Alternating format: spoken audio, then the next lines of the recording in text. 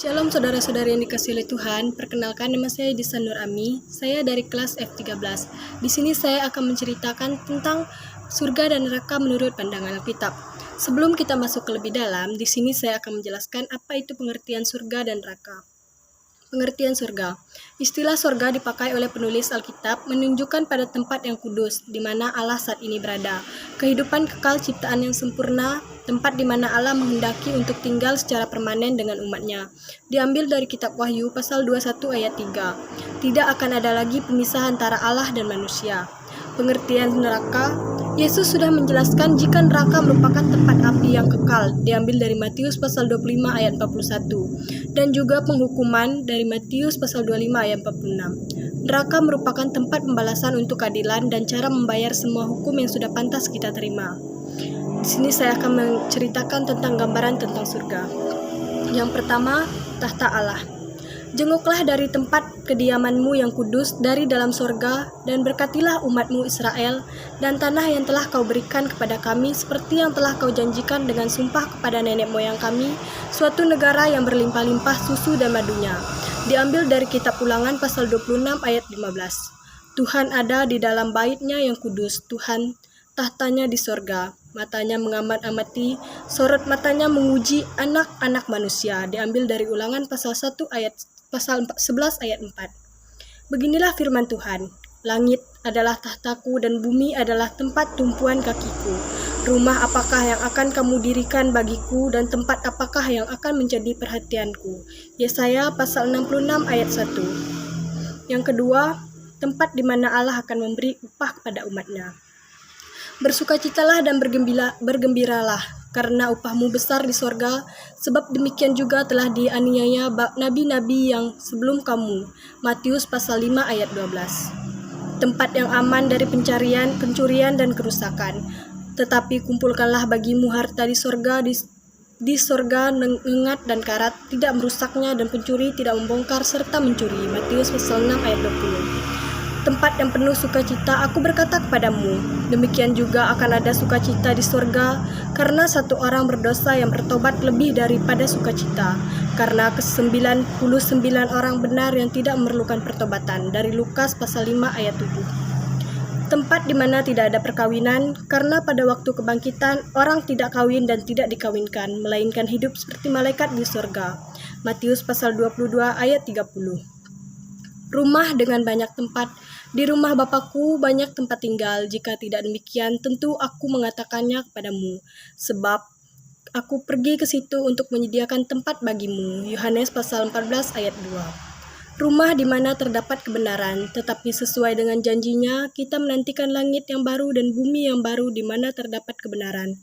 2 Petrus pasal 3 ayat 13. Taman Firdaus, siapa bertelinga hendaklah ia mendengarkan apa yang dikatakan Roh kepada jemaat-jemaat. Barang siapa menang, dia akan kuberi makan dari pohon kehidupan yang ada di Taman Firdaus. Allah, Wahyu pasal 2 ayat 7. Tempat di mana tidak ada kelaparan, kehausan, panas terik yang bakar dan air mata. Mereka tidak akan menderita lapar dan dahaga lagi, dan matahari atau panas terik tidak akan menimpa mereka lagi.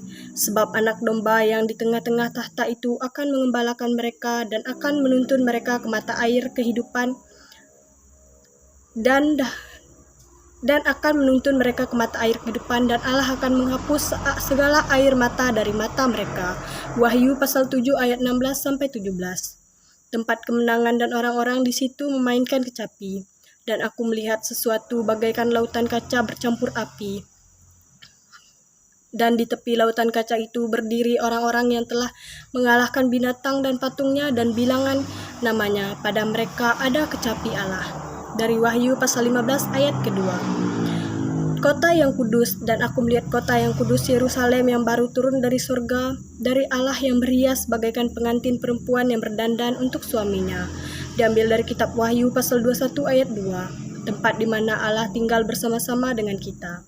Lalu aku mendengar suara yang nyaring dari tahta itu berkata, lihatlah kemah Allah dan di tengah-tengah manusia, dan ia akan diam bersama-sama dengan mereka. Mereka akan menjadi umat-Nya dan ia akan menjadi Allah mereka. Diambil dari kitab Wahyu pasal 21 ayat 3, tempat di mana tidak ada kematian, perkabungan, ratap tangis dan duka cita. dan Ia akan menghapus segala air mata dari mata mereka, dan maut tidak akan ada lagi perkampungan atau ratap tangis atau duka cita, sebab segala sesuatu yang lama itu telah berlalu. Diambil dari kitab Wahyu pasal 21 ayat 4. Di sini saya akan menceritakan gambaran tentang neraka. Tempat di mana terdapat ratap dan kertak gigi. Dan campakkanlah hamba yang tidak berguna itu ke dalam kegelapan yang paling gelap, di sanalah akan terdapat ratap dan kertak gigi. Diambil dari kitab Matius pasal 25 ayat 30. Tempat yang sangat gelap. Lalu kata raja itu kepada hamba-hambanya, ikatlah kaki dan tangannya dan campakkanlah orang itu ke dalam kegelapan yang paling gelap, di sana akan terdapat ratap dan kertak gigi. Diambil dari Matius pasal 22 ayat 13. Tempat yang penuh kesengsaraan. Orang kaya itu juga mati lalu dikubur, dan sementara ia menderita sengsara di alam maut, ia memandang ke atas dan dari jauh dilihatnya Abraham dan Lazarus duduk di pangkuan. Diambil dari Lukas pasal 16 ayat 23. Tempat yang penuh penderitaan. Sesungguhnya gelora-gelora maut telah mengelilingi aku, banjir-banjir jahanam telah menimpa aku. Tali-tali dunia orang mati telah membelit aku, perangkap-perangkap maut terpasang di depanku. Ketika aku dalam kesesakan dan aku berseru kepada Tuhan, kepada Allahku, aku berseru, dan Ia mendengar suaraku dari baitnya, teriakku, minta tolong masuk ke telinganya. 2 Samuel pasal 22 ayat 5-7. Demikian gambaran tentang surga dan neraka. Mohon maaf jika ada kata-kata yang salah didengar. Terima kasih. Salam bagi kita semua.